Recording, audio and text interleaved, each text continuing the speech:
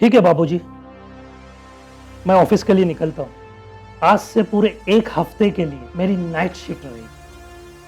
ठीक है बेटा, पर ये बहू कहाँ रह गई है? ये लीजिए, मैंने आपका टिफिन पैक कर दिया है। आज के बाद कैंटीन से खाना खाने की कोई जरूरत नहीं है। देखा कितनी अच्छी बहू मिली है तुझको, मेरा कितना ख्याल रखती है। ऐसी बहू मिलेगी तुझको कहीं? हाँ ये तो है। सुमन मेरा बहुत ख्याल रखती है।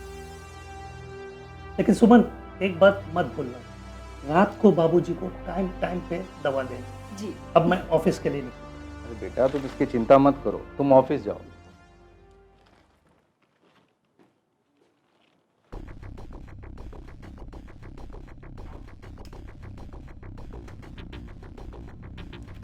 बहू, घर में कोई और भी रहता है, अनुज के अलावा कुछ मेरा भी ख्याल कर लिया करो। बाबूजी, मुझे किचन का काम खत्म करना है, मैं भागती हूँ। नहीं, थोड़ा मेरी तरफ भी ध्यान दिया करो। मैं भी तो इंसान ही हूं ना। मुझे मेरा हाथ छोड़िए। नहीं प्लीज। बाबूजी, मेरा हाथ छोड़िए।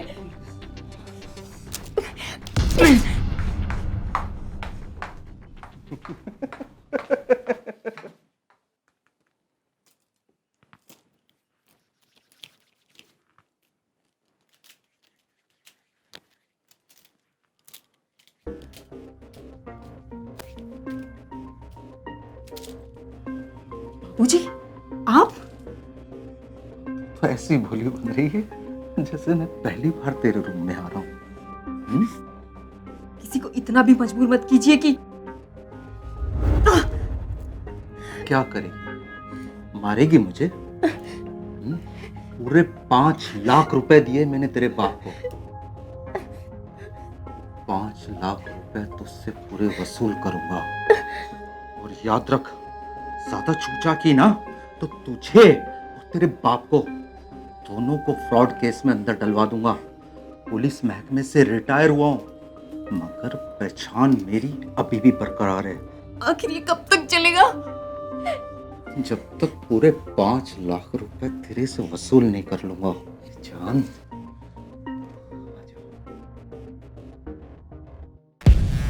बाबूजी, ऐसे मत कीजिए, छोड़िए मुझे, छोड़िए, प्लीज मुझे छोड़ दीजिए, ऐसा मत कीजिए, प्लीज। एक तरफ अनुज का पिता महेश अपनी बहू सुमन की तारीफ करते नहीं थकता और दूसरी तरफ वो उसी की इज्जत के साथ खिलवाड़ करता है। कोई ससुर अपनी ही बहू के साथ ऐसा कैसे कर सकता है? तेरा ऑफिस में काम कैसा चल रहा है बेटा? ठीक ठाक है, चल रहा है। अच्छा, और वो तेरा एक दोस्त था ना, लंबा सा पतला सा, अभी तो आया था, अच्छा, मिल के गया मुझसे। मिल के गया। अरे बस बस सुमन, कितना डालोगे? माना कि पोहा अच्छा बना हुआ है, लेकिन इसका मतलब ये तो नहीं ना कि मैं भूख से ज्यादा खा लूं और मेरा टमी निकल आए। बाबूजी को दो ना। अरे बाबूजी को नहीं, बहू मुझे मेरे टेस्ट की चीज तेरे बगैर ही खिला देती है। क्यों बहू? सुमन बैठ जाओ, लंच कर लो हमारे साथ। मैं बाद में कर लूंगी। अनुज, वो बहू लगता है तुमसे कुछ कहना चाहती है। बहू कहो तो मैं अंदर चला जाऊं? नहीं। सुमन, बाबूजी से क्या छुपाना, जो कहना है कह दो। ऐसी कोई बात नहीं है, शायद चाय बन गई है, मैं आप लोगों के लिए चाय लेकर आती हूँ।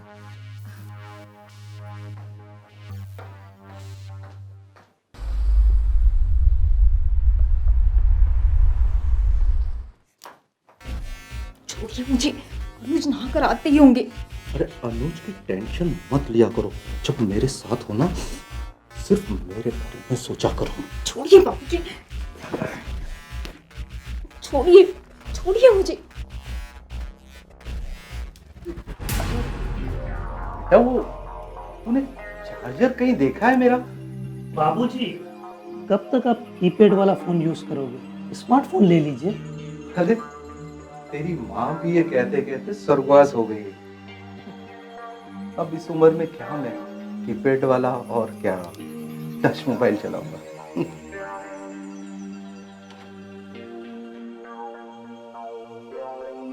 लगता है बाबूजी को माँ की याद आ गई। सुमन, एक काम करो, मुझे ऑफिस जाना है, मेरे लिए जल्दी से नाश्ता करो।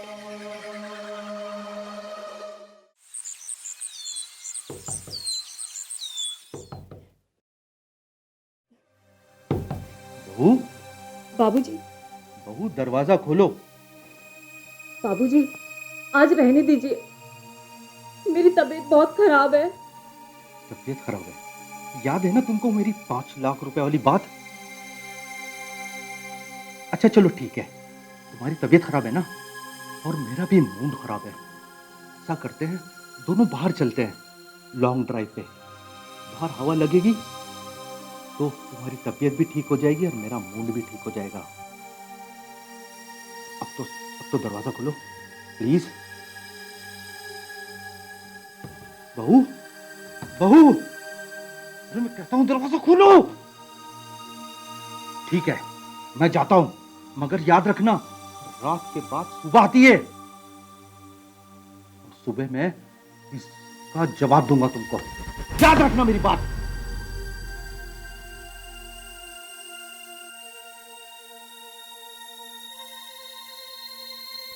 दिन पर दिन महेश की हवस की भूख बढ़ती जा रही थी। कहीं सुमन की खामोशी उसके हौसले तो नहीं बढ़ा रही थी। आइए देखते हैं।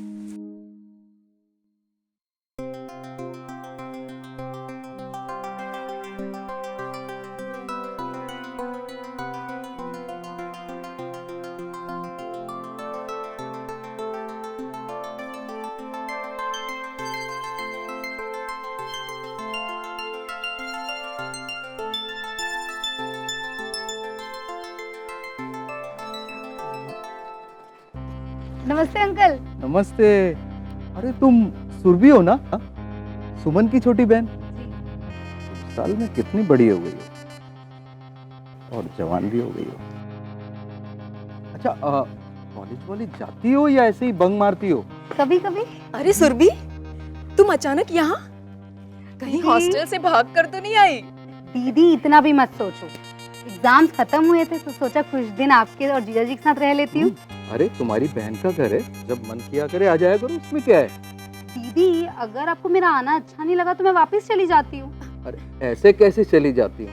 आई हो तो कुछ दिन रह कर जाओ, मुझे अच्छा लगेगा। I mean, सुमन को और मुझे अच्छा लगेगा। ठीक है, चल चल तू अंदर चल।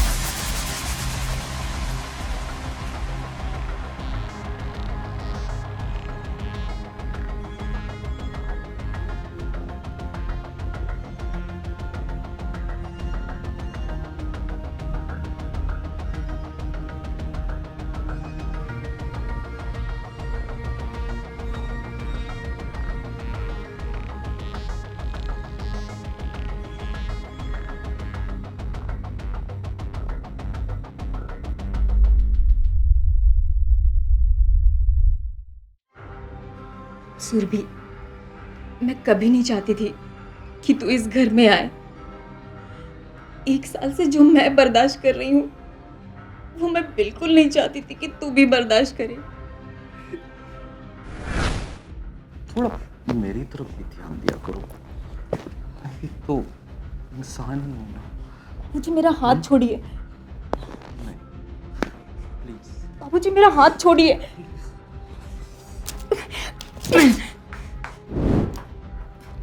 छोड़िए मुझे, अनुज नहा कर आते ही होंगे। अरे अनुज की टेंशन मत लिया करो। जब मेरे साथ हो ना तो सिर्फ मेरे बारे में सोचा करो। छोड़िए बाबूजी, छोड़िए, छोड़िए मुझे। और याद रख, ज्यादा चूचा की ना तो तुझे और तेरे बाप को दोनों को फ्रॉड केस में अंदर डलवा दूंगा। पुलिस महकमे से रिटायर हुआ हूं, मगर पहचान मेरी अभी भी बरकरार है। आखिर ये कब तक चलेगा? जब तक पूरे 5 लाख रुपए तेरे से वसूल नहीं कर लूंगा। जान, आ जाओ। छोड़िए मुझे, छोड़िए, प्लीज मुझे छोड़ दीजिए, ऐसा मत कीजिए, प्लीज। बहू, बाबूजी, बहू दरवाजा खोलो। बाबूजी, आज रहने दीजिए। मेरी तबीयत बहुत खराब है। तबीयत खराब है? याद है ना तुमको मेरी 5 लाख रुपए वाली बात? जो मेरे साथ हुआ ना, वो मैं बता नहीं सकती। मैं नहीं चाहती थी कि तेरे साथ भी इस तरह सब कुछ हो। दीदी, हमें पुलिस को कंप्लेन करनी चाहिए। सुरभि, कोई फायदा नहीं है। वो इंसान पुलिस से रिटायर्ड है, बहुत पहुंच है उसकी पुलिस वालों तक, वो कुछ भी करवा सकता है। तो क्या चाहते हो जो हमारे साथ हुआ वो हम भूल जाएं?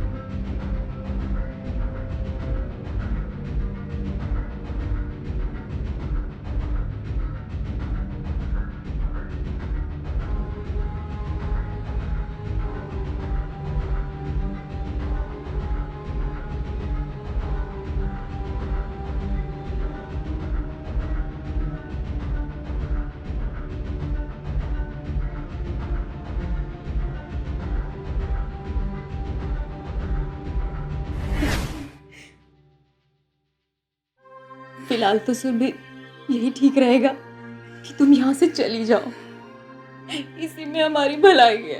पर दीदी आप तुम मेरी चिंता मत कर।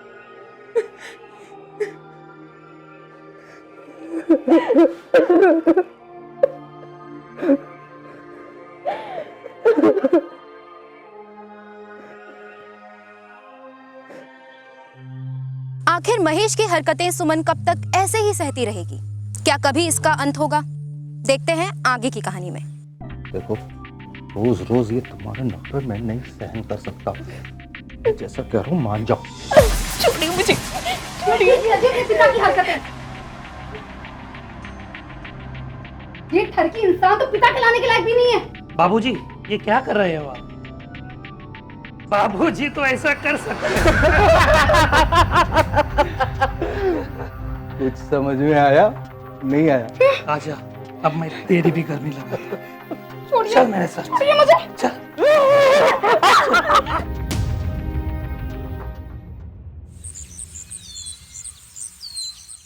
बाबूजी, कल दोनों बहनों का चेहरा देखने लायक था। और वो बेचारी सुरभि भी तुझे ऑफिस से लेकर आई है। तो ऐसा लग रहा था कि तू उसको मेरे चुंगल से छुड़ा लेगा सुमन, और वो खुद तेरे चुंगल में फंस गई। अबे कमीने तो बोलने दे दे हम।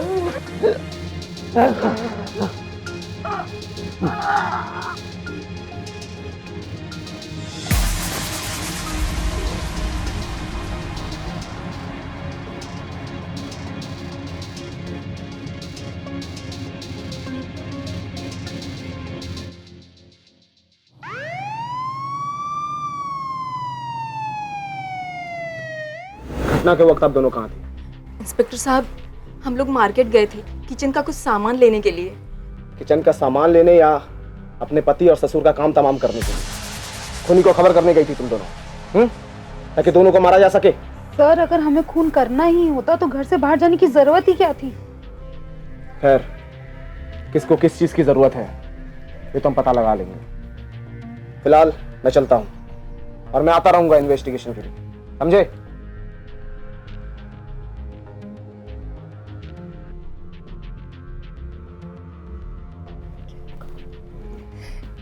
डोंट वरी, कुछ नहीं होगा।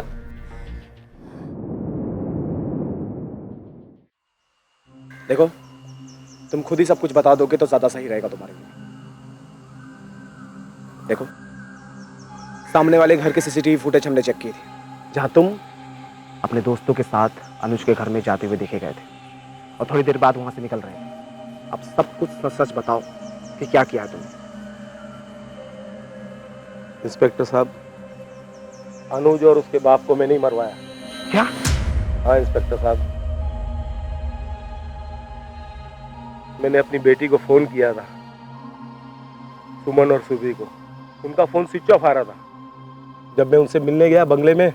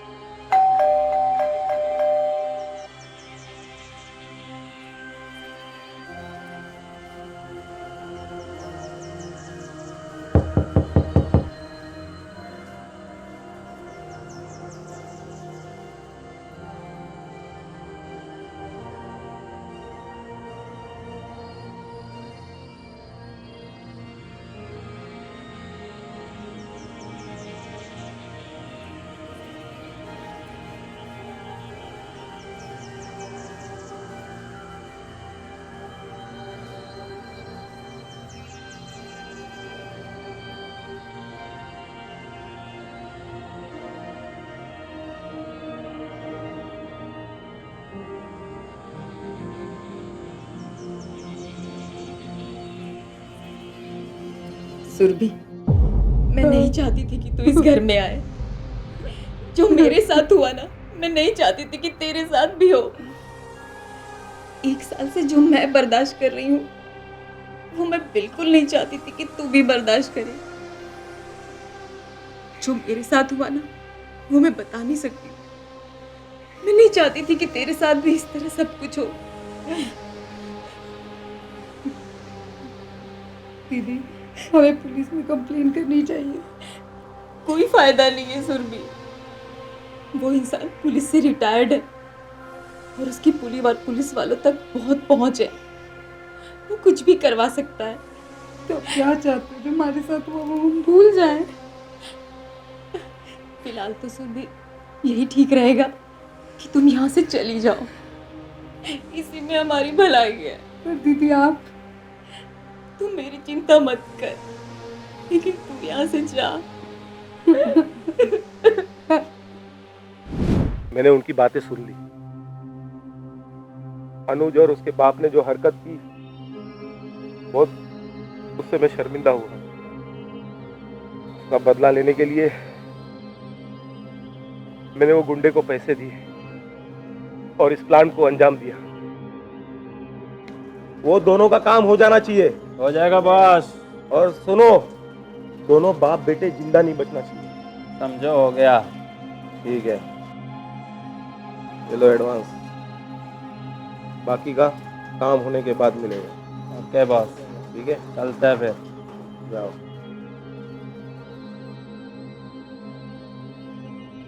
हाँ इंस्पेक्टर साहब, मैंने ही मारा। मिस्टर कैलाश, अनुज और उसके फादर के कत्ल के जुर्म में आपको गिरफ्तार किया जाता है। दोस्तों, कहते हैं ना कि हर एक चीज का एक निश्चित अंत होता है। सुमन पर उसके ससुर द्वारा किए गए अत्याचारों का अंत तो हुआ, लेकिन उसको एक भारी कीमत चुकानी पड़ी। अगर सुमन शुरू से ही अपने ससुर के कारनामों का विरोध करती तो ना तो उसके पिता को महेश और अनुज की मौत का कारण बनना पड़ता और सुरभि की भी इज्जत बच जाती। याद रखिए, गलत को आप जितनी देर तक छुपाएंगे उसका खामियाजा आपको उतना ही अधिक भुगतना पड़ेगा। मिलते हैं अगले एपिसोड में, तब तक के लिए नमस्कार।